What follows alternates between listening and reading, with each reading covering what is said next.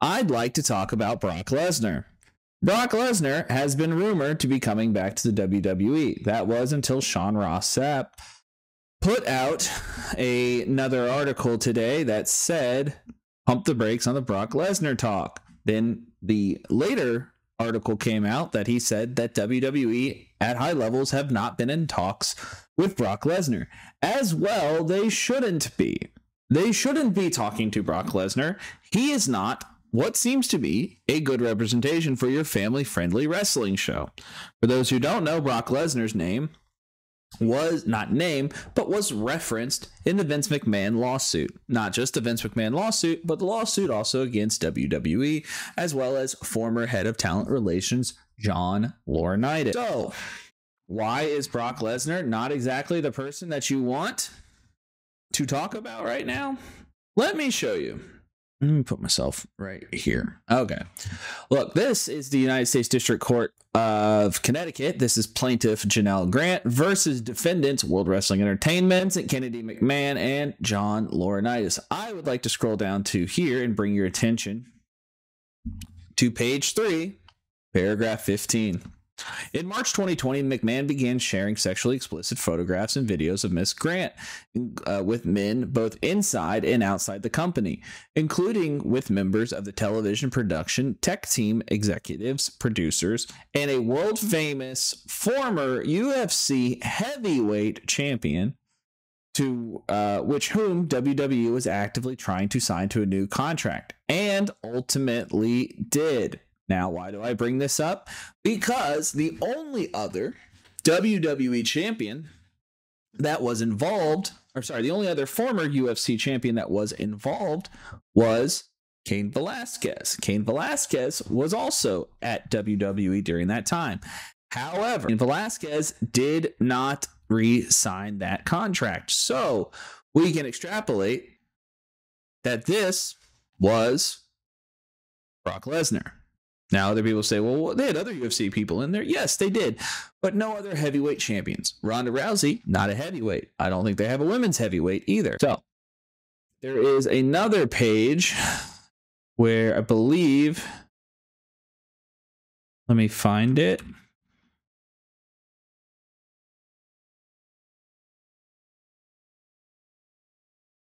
Let me find it. All right, here we go.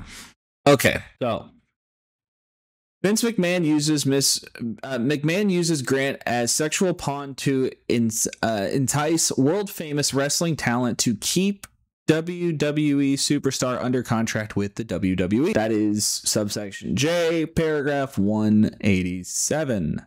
I believe that's how they say it. I am not a lawyer. The WWE superstar is a famous worldwide top talent in the WWE with a large collective fan base that helps generate viewership and drive in-person attendance, all of which enrich WWE and McMahon. Upon information and belief, McMahon began to recruit WWE superstar for a sexual encounter with Miss Grant while she was still a coordinator in the legal department. By July 2021, McMahon had informed Miss Grant that the WWE superstar would be their next, quote, playmate. Gross. As in other instances, McMahon described his fantasy of seeing Miss Grant engaged in an unmerciful sex act with the WWE superstar, which he would, quote, rip her open. McMahon also confirmed that McMahon also confided to Miss Grant that he wanted to have a WWE superstar under a new contract, while the WWE superstar indicated an interest to return to other professional endeavors. I believe we are talking about Brock Lesnar here. On or about July 12th, 2021, McMahon directed Miss Grant to create a personalized sexual content for that WWE superstar. McMahon shared photos with the WWE superstar and informed Miss Grant he likes what he sees. On July 21st, 2021, McMahon flew or caused a WWE superstar to fly on a jet into a local airport to travel into Connecticut across state lines for what McMahon described to Miss Grant as a, quote, business dinner, as well as a sexual encounter with Miss Grant in McMahon's condo. Upon Upon information and belief, the dinner was to discuss the superstar's continued involvement with the WWE prior to the business dinner, which WWE superstar made a brief visit to Miss Grant's building. However, the WWE superstar did not return to the building for a sexual encounter because he was too intoxicated and had to be taken back to the plane. Later that evening, after McMahon recounted the story about the dinner with the WWE superstar to Miss Grant, he sought to salvage the night in the request they role play a sexual encounter in which McMahon acted as if he were the WWE superstar. McMahon was physically rough with Miss Grant during the encounter that Miss Grant begged McMahon to stop numerous times, which included loud cries for help, "I'm serious and I'm scared."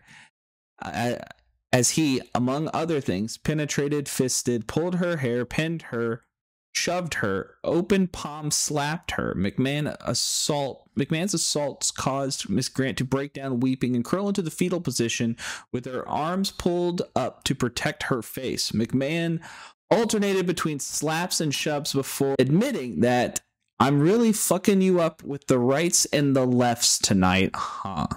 Look, I know that not everybody is going to read this. I know that not everyone in the professional wrestling space wants to read legal documents. I don't want to read legal documents because I'm not interested in the law. But when the law touches professional wrestling in this way, it is imperative that everyone who calls themselves a pro wrestling pundit, a pro wrestling talking head, somebody who engages in the space of pro wrestling, when something this big happens, you need to inform yourself about this. This document that I'm reading right here is readily available. You can just get this. I don't have any special service that allows me to read this. You can just look at it. That night, McMahon texted Miss Grant a reminder she was an enslaved object. I want to drive you lower and lower, so low that you might beg me to sell you. McMahon continued to advertise sexual encounters with Grant to the WWE superstar during formal negotiations for booking a new contract with the WWE. Here's what Redacted said after I told him. This is a text message, by the way, from Vince. And I'd like to bring up, if you're going to falsify a text message, it would be a bad thing to do because those are very, very verifiable.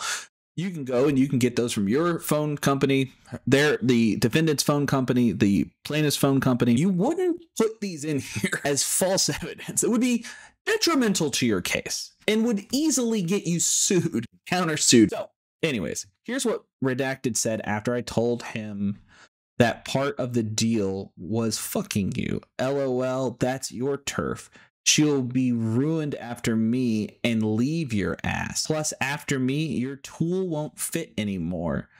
Laughing, crying emoji 5 times. Dude, that's a creepy way to talk to your boss. That's a creepy thing to talk about with your boss. This is a very bad thing. Anyways, in December 2021, McMahon gave Miss Grant's personal cell phone number to the WWE superstar and promised she'll do anything requested of her. In the following days, the WWE superstar revealed a fetish to Miss Grant and tested McMahon's promise that Miss Grant would do anything. With a request, she sent a video of herself urinating. Unable to recognize herself, Miss Grant went numb and obeyed. The WWE superstar informed Miss Grant if she had not complied with the request, the WWE superstar would have lost any interest in her and then called her a bitch.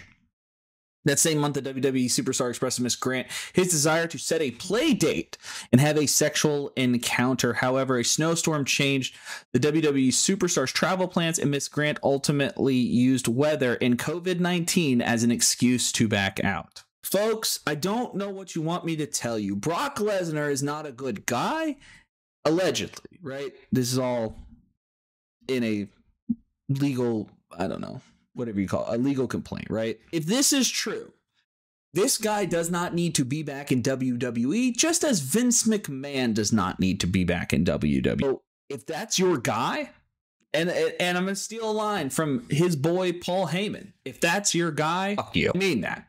Like, if this is your guy, after hearing that stuff, dude, kick rocks, pound sand, take a lap, You're scaring all the women in your life by saying stuff like that. It's ridiculous. I don't even know if I want to finish them talking about that. What else is going on in the pro wrestling space? Let's see. Oh, wow. Speaking of, Kathy Colas confirms on the Bella Twins podcast that she's divorced John Laurinaitis, which John Laurinaitis is also mentioned in this suit, folks. Actually, he's actually a defendant. I wonder if she wished him all his future endeavors. Yeah, got it. Well, she possibly committed SA. If that's not grounds for divorce, I don't know what is. She was also battling cancer. Woof. Yeah, dude, good for her. Good for her. Johnny Ace out. Good. Because it seems like Johnny Ace was a real big piece of shit as well.